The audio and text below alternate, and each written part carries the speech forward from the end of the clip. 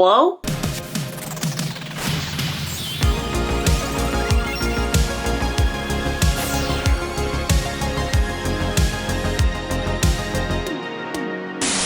Hello, I am back today with another nail video. This is going to be very long and jam-packed with information, so I suggest grabbing a snack and getting comfortable. I'll try to put timestamps in the description box if you want to skip past certain parts, but if you skip, I better not catch you in the comments asking things that were already covered in this video. Deal? If you've been a longtime viewer, you may remember the days of dip powder nails on my channel. You may have even subscribed to my channel from those dip powder videos. Dip powder was a very exciting discovery for me, and I loved doing my nails using that method, but unfortunately for me, after each dip powder application, my body said, "Hell no, to the no, no, no, yeah, to the no." My body said, "No, God! No! God, please, no! No! No! No!" Have you ever sat down to do your dip powder nails and suddenly felt your eyes and throat get itchy, resulting in a coughing fit, gotten the sniffles or a runny nose, or worst of all of the above at once, sometimes for a week straight following your dip application? Well, my friend, you may have been experiencing something surely cooked up by the devil himself, known as dip flu. I know that I sound like a late night infomercial, but if you feel healthy as a mule 1 minute and get sudden onset symptoms, specifically during or after the dip powder application process, these symptoms may be your body's way of telling you that you are sensitive to the off-gassing of the liquids used in the dip powder system. Some people are just sensitive to dip powder dust, but more often than not, it's the vapors from the liquids, and it can be hell uncomfortable and annoying if you have no idea what's causing your body to react this way. And just as a sidebar, not that it needs to be said, but you'd be surprised, dip flu pre-existed 2019, and it is unrelated to the vid or the actual flu. I know, shocking. There are many other ailments that still exist in this world. For the longest time, I thought that I was having a reaction to the nail dust alone from the filing and shaping process, so I got a dust collector.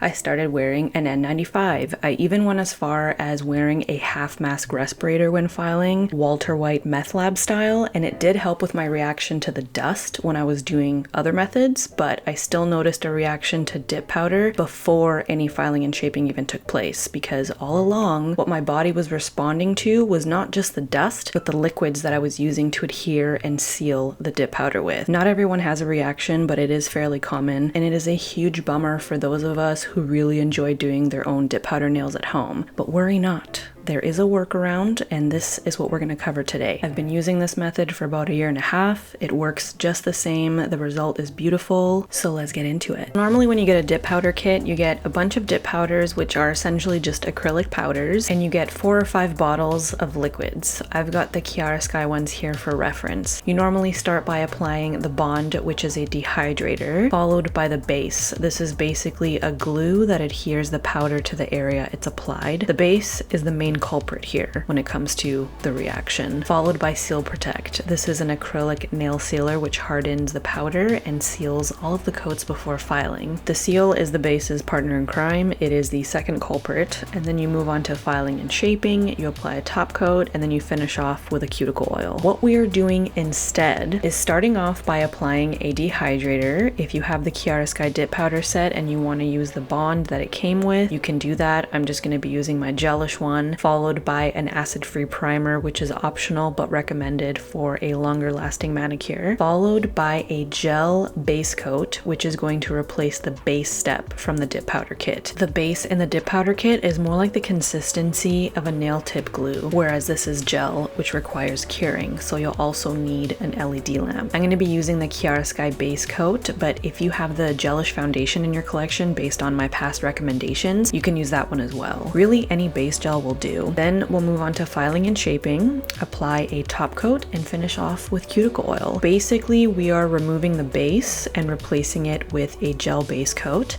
and we're going to remove the Seal Protect and replace that step with a full 45-second cure in our LED lamp. Does that make sense?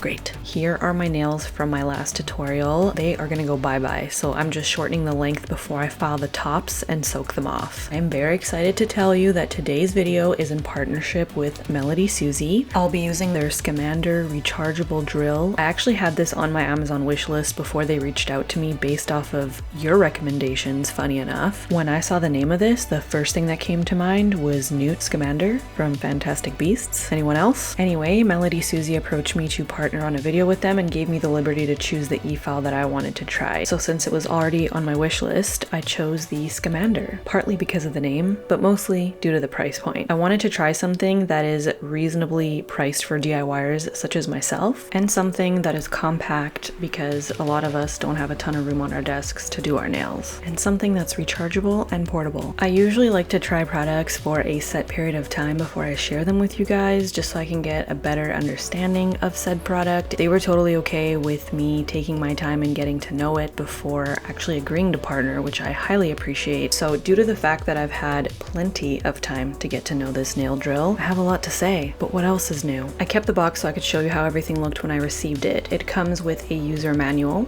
the body of the nail drill, which is rechargeable and has an LCD screen, the handpiece, which has a coiled cord and plugs into the top of the drill. The handpiece has a bit of weight to it, but it's not heavy, which I like, and it fits okay in the hand, although I do wish it was slightly more slender because I have smaller hands. It comes with a charging adapter that plugs into the bottom. It takes about 2.5 hours to get to a full 10-hour charge, so you can go cordless. It comes with a handpiece stand, a little handpiece holder you can clip into the side of it. It also has a clip on the back, which I forgot to show you, and it comes with 6 drill bits, one of which is a mandrel bit, as well as a few sanding bands ranging from fine to coarse. It has a forward and reverse switch on the side and an on and off switch at the top, which also controls the speed. This goes up to 30,000 RPM, which is nice, but I don't see myself ever needing to go that high, although it's nice to have the option. In addition to the drill, MelodySusie also sent me 2 of their premium drill bits, and I gotta say, the difference between these ones and the ones that come with the drill is like night and day. They sent me the Carbide medium barrel and the Coarse 5-in-1 dustproof bit. I find that the premium bits fit a bit better than the ones that come with the drill. They appear slightly thicker in size, the barrel is just smoother. You can tell just by looking at them side by side that the premium ones are just better made and higher quality. Here's just a quick side by side of the difference in vibration between a bit that came with the drill and one of the premium bits. So for that reason, I hardly ever use the bits that the drill came with. I also want to note that the other bits I own from other brands fit in the Scamander perfectly with no vibration. Anyway, back to the removal process. I'm using the Carbide medium barrel bit to remove the top layer of my gel nails before I soak the rest off. I wanted to show you how dusty my hand gets when I'm not using my dust collector versus when I am using it. If you don't have a dust collector, I would highly recommend getting one. Your lungs will thank you for it. Most professional nail drills, I think, start at around $300 and are usually 35,000 RPM. The Scamander is under 80 bucks, which is not bad for the quality, and it's 30,000 RPM. MelodySusie has a more expensive one that I think is like 35,000 RPM with a smaller, more sleek handpiece, and that's around, I want to say like 180 bucks. I might be off by a few dollars. I'm not a professional, so I have no idea how well this drill performs in a salon setting when you've got like back-to-back clients, so I can't speak to that, but I think it's a great place to start if you do your own nails at home. I've had mine since the summer, and so far it's been great, but I will give you an update on how it's performing a few months from now if that would be helpful. And MelodySusie provided me with a discount code for you guys. If you do end up browsing their site and you see something you like, you can use the Beauty Vault at checkout for 12% off your order. I removed as much of the gel that I was comfortable with using the e-file. Now I'm gonna soak off the rest with acetone, cotton balls, and foil.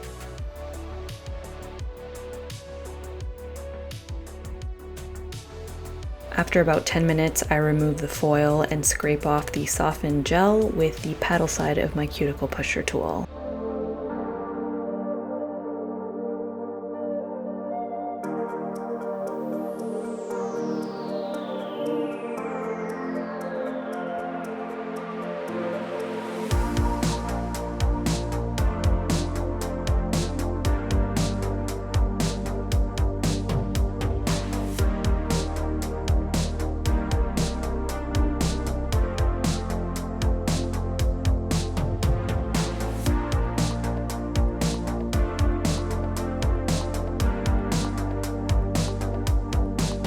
I'm giving my natural nails a little trim, smoothing out the surface with my buffing block, and then I'm wiping them clean with a little bit of alcohol on a lint-free wipe.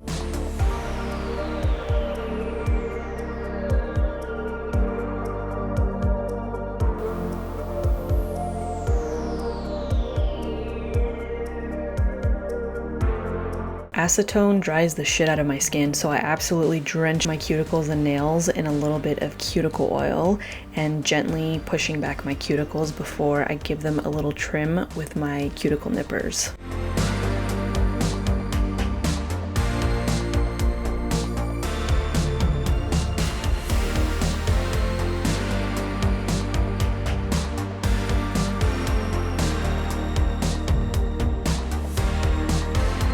Onto the tip application, I'm using some different stiletto shaped tips today that I found on Amazon. These are a bit more flat and a bit thinner than tips that I've used in the past, which I kind of like when I'm doing multiple layers of the dip powder gel method. I'm sizing them to my natural nails, making sure they fit from sidewall to sidewall, wiping the oil off the surface of my nails with my CND nail surface cleanser, and rather than etching them with my e-file, I'll just be using my acid-free primer and adhering them to my natural nails with a little bit of nail glue.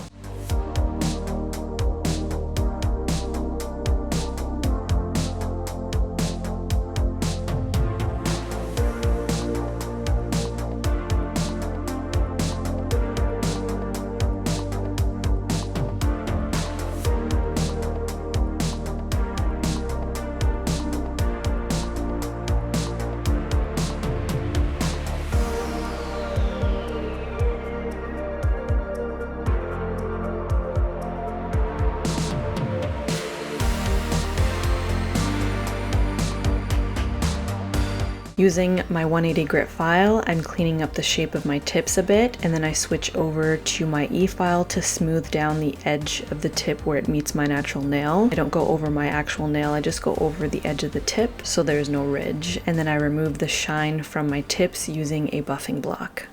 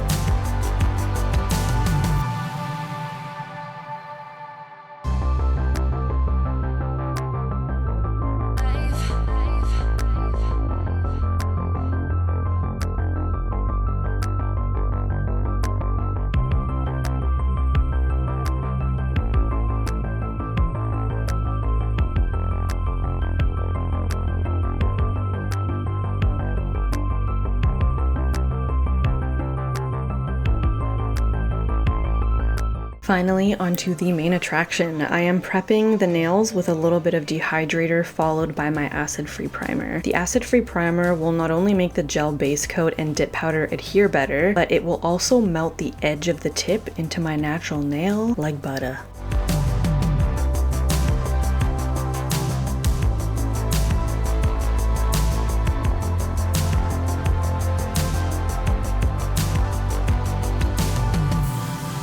Looking good. Like I said earlier, I will be using my Kiara Sky Gel Base Coat today, but if you have the Gelish Foundation based off of my past recommendations, that will work just the same. You can use any dip powder you have in your collection with this method. Dip powder is basically just acrylic powder, so I will be using one of my all-in-one powders by Kiara Sky. I was kind of torn between the shades Snow Bunny and Glistening Snow. They're not all that different, but I ended up going with Glistening Snow because 'tis the season. I turned my brightness down a little bit so you can see just how pretty this powder is, but the camera does not do it justice ever. And I will be using my handy dandy Kiara Sky dip powder recycling system. So the process here is almost exactly the same as my previous dip powder videos. For the purpose of this video, I'm going to do one nail at a time. I'm first applying a little bit of gel base to the connecting line between my tip and my natural nail to build structure. Normally at this point I would dip my finger into my dip powder, but because the gel base coat is more fluid, we don't want to do that because because the pressure of the finger entering the powder could smear the base coat and make a whole mess. So instead, I'm placing my finger over my recycling system and I'm scooping the powder and gently sprinkling it over my nail, making sure to cover every little bit of base coat on my nail. When it's completely covered, I gently tap off the excess and cure it in my LED lamp for 45 seconds. Once it's cured, I dust off the excess powder with my brush and I apply my next coat. This time, I'm applying my base coat 3/4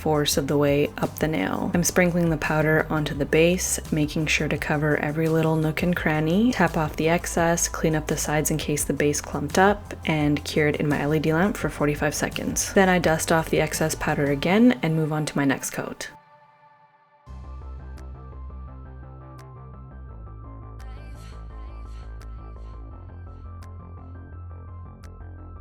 Of course, my camera cut out during this step, but I applied the base almost to the entire nail. I just left a little gap between the cuticle area. I'm sprinkling on my powder, I'm tapping off the excess, cleaning up the sides, and curing in my LED lamp for 45 seconds. The reason I gradually apply each coat higher and higher up the nail is because I'm trying to create a smooth surface from the tip to my natural nail so that once I get to the cuticle, it's not super thick and fake looking. I want a smooth, natural looking cuticle area. My next two coats are applied to the entire nail from cuticle to tip, and I just follow the same steps. Now I do want to point out that depending on the look that I'm going for, the shade of powder that I use for the first 3 coats varies. Normally for the first 3 coats, I would use a powder in the shade Natural, which is almost clear, and then I would switch over to my colored powder for the last 3 coats so that I can get an even, uniform application. But the reason I decided to use Glistening Snow from the start today is because it's more of a sheer shade and I wanted the finished product to have kind of like an ombre look. The tip to the middle of the nail is more opaque and everything above is a bit more sheared out. You'll see what I mean when I show you the end result. I hope that makes sense, but I was basically just going for a gradient ombre look. So that's pretty much all there is to the dip powder gel method. You just replace the base and seal protect with a gel base coat and get pretty much the same results. Yes, you have to incorporate an LED light into the mix because gel requires curing, but not having an allergic reaction is 100% worth it. And if you're a nail enthusiast, you probably already have a lamp in your collection. So if you've experienced dip flu and gave up on dip powder but have a bunch of shades kicking around your collection that you thought you could never use again, now you can. I'd actually be curious to know how many of you have experienced dip flu before that didn't connect the dots that it was the liquids that you were using in your dip powder routine that were giving you a reaction. Let me know in the comments. And for those of you who can do dip powder nails the traditional way without a care in the world or an allergic reaction, you should feel incredibly blessed because dip flu is a bitch. One more thing I want to note is using the gel method when doing dip powder makes it so much easier to remove. If you guys are familiar with the removal process of dip powder, you'll know that it is the worst. So using the gel method makes the removal process an absolute breeze, which is a bonus. Anyway, I think you kind of get the gist of what I'm doing here, and I have had quite enough of my own voice, so I'm gonna stop talking for a bit and let you enjoy watching me repeat this process on the rest of my nails.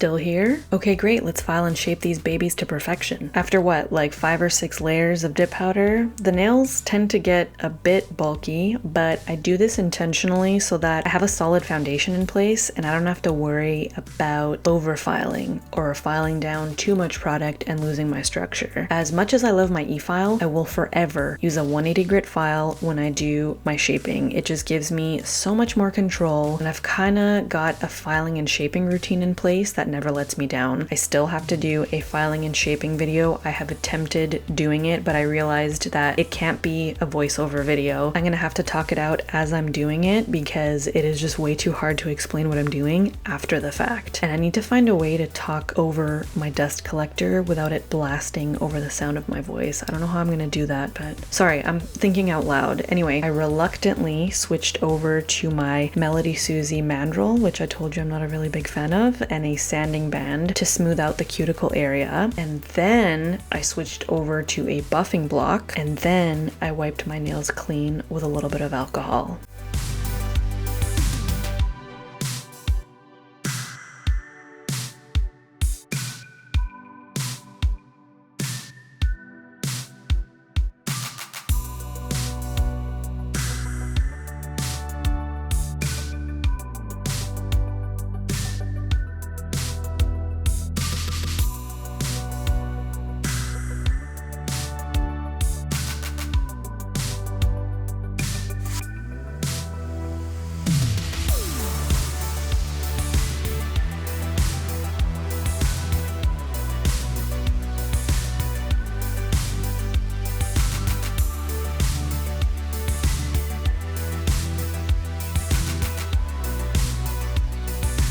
Lastly, I'm applying a thin layer of Kiara Sky's non-wipe top coat, curing in my LED lamp, finishing off with a bit of cuticle oil, and that completes this video.